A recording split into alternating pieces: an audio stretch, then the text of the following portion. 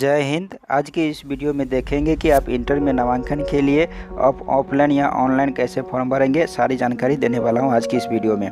तो चलिए देखते हैं। इंटर में नामांकन के लिए आवेदन आज से शुरू हो गया है और इसका बुधवार से आज जैसे कि आज बुधवार है तो बुधवार के लिए आपका जो है शुरू कर दिया गया है एडमिशन के लिए। अभी एडमिशन हो नहीं रहा है। एडमिशन आपको 4 बजे के आसपास इसका लिंक खुलेगा तो मैं उस पर आपको वीडियो बना के दे दूँगा।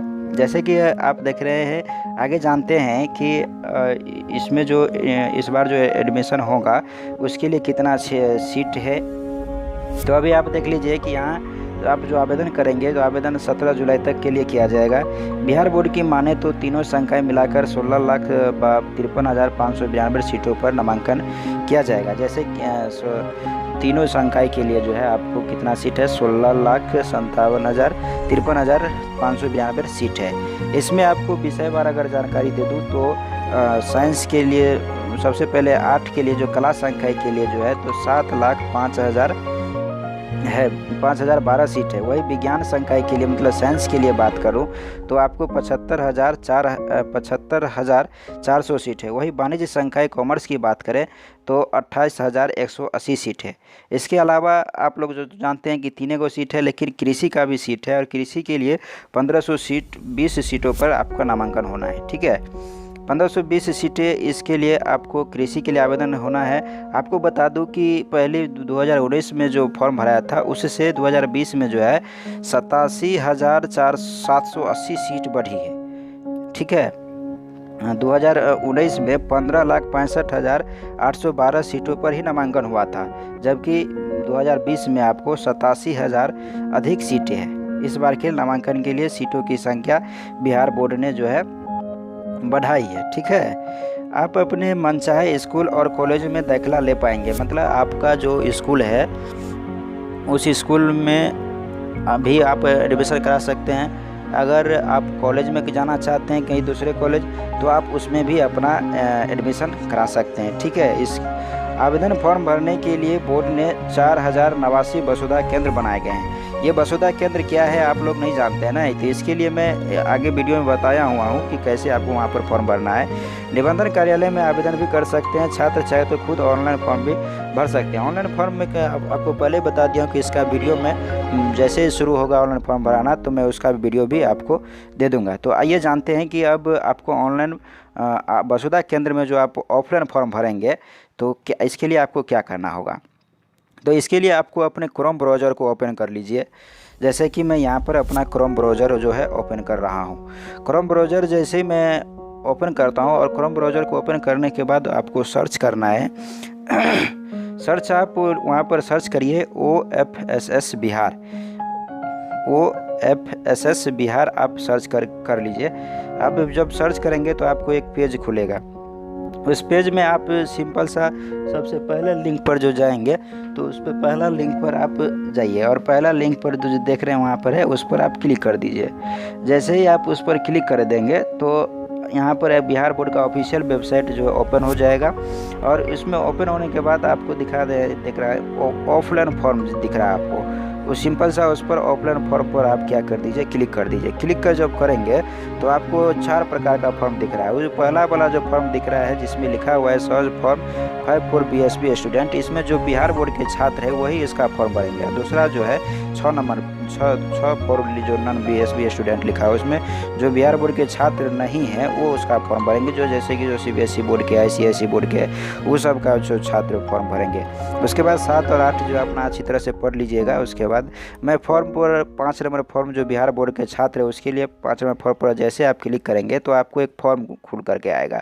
आपको मैं अभी बताता हूं कि आप इसको फॉर्म को आप कैसे भरेंगे और आपको ये फॉर्म कहां जमा करना है। तो आप उसको मैं बता दूं, ये फॉर्म आपको वसुधा केंद्र में भर करके जमा करना है। तो अभी ये बताते हैं कि आपको ये फॉर्म कैसे भरना है। तो आपको एक बात बता दूं कि यहाँ पर जो लिखा हुआ है बिहार बोर्ड मैट्रिक परीक्षा उत्तीर्ण करने वाले आवेदक इस फॉर्म को भरेंगे एवं हस्ताक्षर करके वसुधा केंद्र को देंगे। कहाँ पर, वसुधा केंद्र को दीजिए। विद्यार्थी इस फॉर्म को अंग्रेजी के कैपिटल लेटर में ही ध्यान से भरे। आपको फॉर्म जो कुछ भी फॉर्म में भरना है कैपिटल लेटर में ही आप उस फॉर्म को भरिएगा, और जो सफ़ेद कॉलम है उसको जो है आप कलम से भरिए, ना कि रेड पेन से तो भरना नहीं है, आप कोई भी ब्लू पेन से आप उसको भर दीजिए।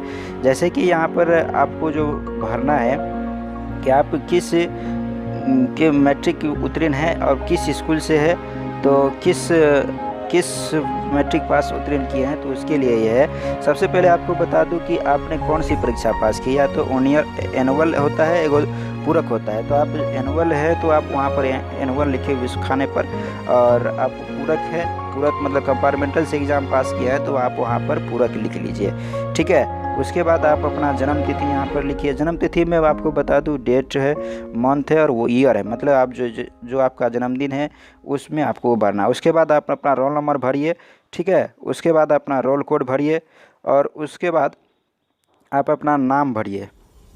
यहाँ पर आवेदक का नाम देख रहे हैं, वहाँ पर आप अपना नाम भर दीजिए, और यहाँ पर जो आपका स्त्री है चाहे पुरुष है तो आप वहाँ पर वो भर दीजिए। आपके फादर का नाम यहाँ पर भर लीजिए, और अपने मदर का नाम जो है यहाँ पर भर लीजिए, ठीक है। उसके बाद वहाँ पर आप मदर का नाम भर लीजिए। उसके बाद आप जिस स्कूल से पास किए हैं उस स्कूल का आप वहाँ पर नाम भरिए, ठीक है। उस स्कूल का नाम पूरा नाम भरिए, जो आपके एडमिट कार्ड पर लिखा हुआ होगा उस हिसाब से वही भरना है। उसके बाद आप जब नीचे आएंगे तो आपको यहाँ पर नीचे जब आएंगे तो उसमें आपको अपने विषय का नाम भरना है कि आपने 10वीं में जो है जो भी, जैसे कि आपने जैसे कि मैथ का एग्ज़ाम दिए थे तो आप पहले विषय का नाम वहाँ पर भरिए। वहाँ पर मैथ भरिए, जैसे कि मैथ भरिए। मैथ में आप अधिकतम अंक जैसे कि मैथ का कितना अंक का होता है एग्ज़ाम 100 नंबर का, तो वहाँ पर 100 भर दीजिए। आपका कितना प्राप्त अंक हुआ, कितना उसमें आपका नंबर आया है, आप वहाँ प्राप्त अंक के नीचे में भरिए, ठीक है। उसके बाद दूसरा नंबर पर जैसे सोशल साइंस है वो आप भर दीजिए। अब उसका कितना अधिकतम अंक है वो भर लीजिए। 100 नंबर का होता है तो आप वहाँ भर लीजिए, और प्राप्त अंक जो है आपको कितना आया है उसमें वो भर लीजिए। इसी तरह से आप 5-6 विषय को जो है पूरा अच्छी तरह से भर लीजिए, जो कि आपके एडमिट कार्ड पर लिखा हुआ होगा, ठीक है। उसी में से आपको भर देना है, बशर्ते आपके एडमिट कार्ड पर सिर्फ ये नहीं लिखा कि आपका कितना मार्क में हुआ था। उसके बाद पूरक वाला भी सेम उसी तरह से भर देना है, ठीक है। जब आप भर देंगे उसके बाद सबसे मूल बात है यहाँ पर अपना मातृभाषा। आपका मातृभाषा हिंदी है तो आप हिंदी भर लीजिए, और उसके बाद आपको जो नागरिकता है वो भर लीजिए। यहाँ पर रिलीजन बोल रहा है भरने के लिए, रिलीजन आप नहीं भरना चाहते हैं तो नहीं भरिए, कोई दिक्कत नहीं होगा। उसके बाद रक्त समूह जो है, ब्लड ग्रुप जो है नहीं भरना चाहते हैं तो नहीं भरिए, इसका भी कोई अनिवार्य यहाँ पर स्पष्ट लिखा हुआ है कि अनिवार्य नहीं है। आप अपने स्कूल कॉलेज का जो पता है वो लिख लीजिए कि आपका स्कूल जो आपके एडमिट कार्ड पर लिखा हुआ होगा, ठीक है। उसके बाद यहाँ पर आपका जिला स्कूल जो है किस कॉलेज में वो किस ज़िला में है वो लिख लीजिए, किस वर्ष आपने नामांकन किया था और किस वर्ष आपने मैट्रिक पास किया, ये दोनों भी भरना है वहाँ पर, जैसे कि आपको स्पष्ट दिख रहा होगा। उसके बाद आप जब नीचे आएंगे तो वहाँ पर देखिए कि अपना पता भरना है कि आप कहाँ से हैं, किस ज़िला से हैं, किस राज्य से हैं, आपका पिन कोड क्या है, आपका मोबाइल नंबर क्या है, आपका किस स्टेट से है, आपका पिन कोड क्या है, ये सब आपको स्पष्ट उसमें लिखा हुआ है। आप आराम से उसमें से भर लीजिए। देख लीजिए कि लिखा हुआ है आरक्षण की विवरणी। आप अगर SC ST से है तो आपको आरक्षण मिलेगा, तो इसके लिए मैं आगे बताऊंगा। उस नीचे पेज पर जाने के लिए बोल रहा है। उसके बाद अपना यहाँ पर साइन कर दीजिए, ठीक है। उसके बाद आपको नीचे फॉर्म है वो भी आपको कैसे कैसे भरना है बताता हूँ। इसमें लिखा हुआ है कि जिस कॉलेज, स्कूल एवं कोर्स में आप नामांकन लेना चाहते हैं उन विकल्पों का चयन यहाँ भरेंगे कि आप जिस कॉलेज चाहे स्कूल में आप नामांकन लेना चाहते हैं तो उसका नाम यहाँ पर भरना है, ठीक है।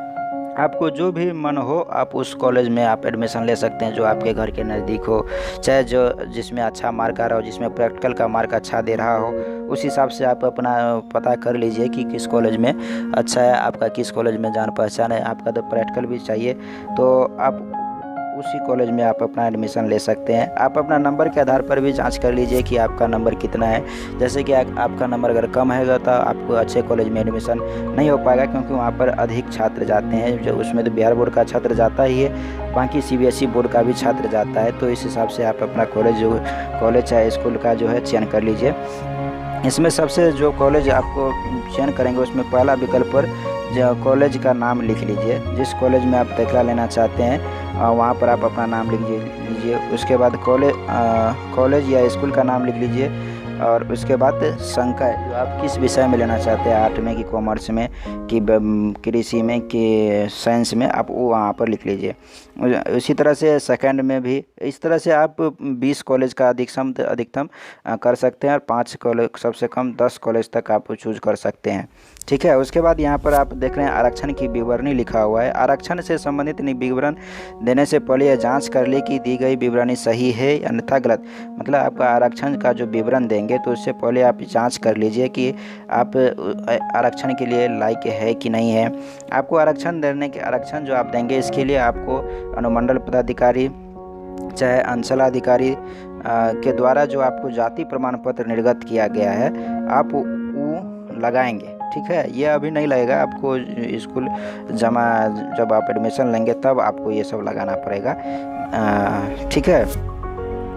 उसके बाद यहाँ पर प्रमाण पत्र आप जब लगाएंगे, अभी उस सब का लगाना आपको पहले बता दिया है कि अभी ज़रूरत नहीं है। ठीक है। आप उसके बाद आप यहाँ पर अपना साइन कर दीजिए, जैसे कि आवेदक का हस्ताक्षर लिखा है वहाँ पर आप अपना साइन कर दीजिए। और उसके बाद नोट में जो उसको पढ़ लीजिए। वसुधा केंद्र माध्यम से आवेदन करने वाले को 300 रुपये आवेदन शुल्क नगद के रूप में वसुधा केंद्र में जमा करा सकते हैं। वसुधा केंद्र का सेवा शुल्क इसके अतिरिक्त 20 रुपये दे होगा। ठीक है। उसके बाद आपको 320 रुपया लिया जाएगा। 300 रुपया वसुधा केंद्र लेगा, और 20 रुपया वसुधा केंद्र का जो चार्ज है वो चार्ज लेगा। इससे 320 रुपया ही आपको देना है, इससे ज़्यादा आपको देना नहीं है। ये फॉर्म है, ये ऑफलाइन फॉर्म है, ये आपको मैं अभी बता दिया हूँ कि ऑफलाइन फॉर्म को कैसे भरना है। मुझे आशा है कि आप ये सब अच्छी तरह से आप समझ गए होंगे। ठीक है। आप अपने मोबाइल में डाउनलोड कर लिख लीजिए, और जैसे ही आप वसुधा केंद्र पर जाएंगे तो वहाँ भी आपको फॉर्म देगा। तो ठीक है। अब आपको एडमिशन कैसे